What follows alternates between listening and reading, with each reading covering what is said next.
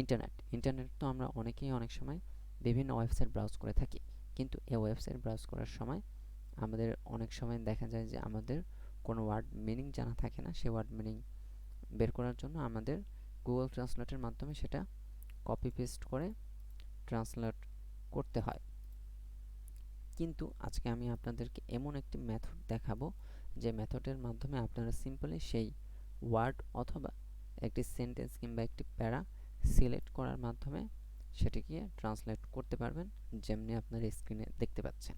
ভিডিওটি শুরু করার আগে বলে নিতে হচ্ছে, আপনি যদি আমার চ্যানেলে নতুন হয়ে থাকেন তাহলে প্লিজ চ্যানেলটি সাবস্ক্রাইব করবেন, এবং যারা অলরেডি সাবস্ক্রাইব করেছেন তাদেরকে অসংখ্য ধন্যবাদ। তাহলে চলুন ভিডিওটি শুরু করছি ইন্ট্রোর পরে।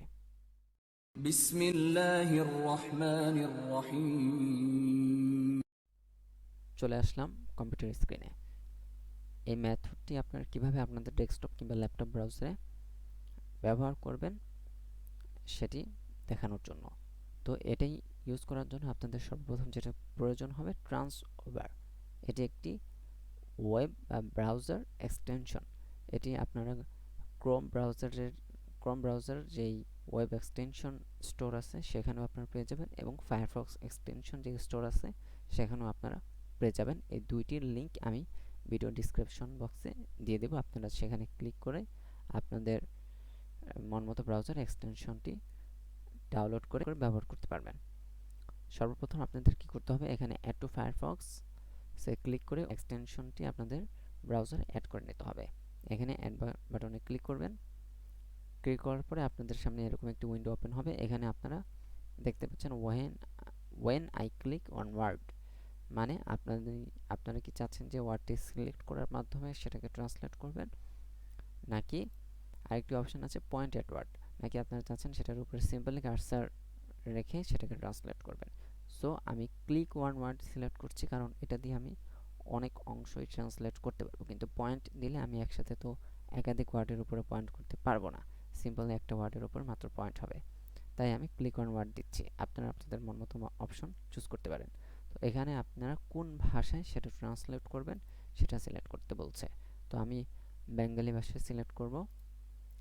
এখন আপনারা এখানে সেভ অপশনে ক্লিক করে দিলে সেটিংটা সেভ হয়ে যাবে। এরপর এখানে একটি অপশন চাচ্ছে যে আপনারা এটা কি প্রাইভেট উইন্ডোতে এই এক্সটেনশনটি ব্যবহার করতে চাচ্ছেন কিনা। আপনারা যদি প্রাইভেট উইন্ডোতেও এটি ব্যবহার করতে চান তাহলে এখানে অ্যালাউ বাটনে ক্লিক করে ওকে করে দেবেন, আর যদি না চান তাহলে সিম্পলি ওকেতে প্রেস করুন। আমি এটা প্রাইভেট উইন্ডোতেও ব্যবহার করতে চাচ্ছি, তাই এখানে অ্যালাউতে ক্লিক করে ওকে দিয়ে দিচ্ছি। এখন আমাদের কাজ শেষ। এখন আমরা দেখব যে এটা কিভাবে কাজ করছে বা আদৌ এটি কাজ করে কিনা।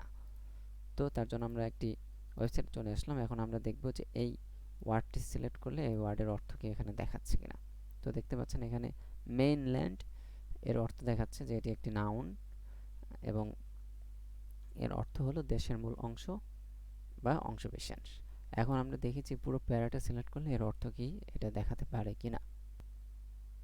তো দেখছেন এখানে এই পুরো প্যারাটার অর্থই কিন্তু এখানে দেখাচ্ছে। সো আপনারা সিম্পলি এই এক্সটেনশনটি আপনাদের ব্রাউজারে ইনস্টল করার মাধ্যমে কিন্তু আপনারা সিম্পলি কোনো ওয়ার্ড বা কোনো প্যারা বা একাধিক সেন্টেন্স সিলেক্ট করার মাধ্যমে কিন্তু ট্রান্সলেট করতে পারছেন, আপনাদের গুগল ট্রান্সলেটের প্রয়োজন হচ্ছে না। আমি একটা গুরুত্বপূর্ণ কথা বলে দিই, এই এক্সটেনশন বা এই মেথডটি শুধুমাত্র ডেস্কটপ কিংবা ল্যাপটপে ব্যবহার করার জন্য। এটি মোবাইলে কোনো কাজ আসবে না, কারণ মোবাইলে কোনো এক্সটেনশন ব্যবহার করার সিস্টেম নেই।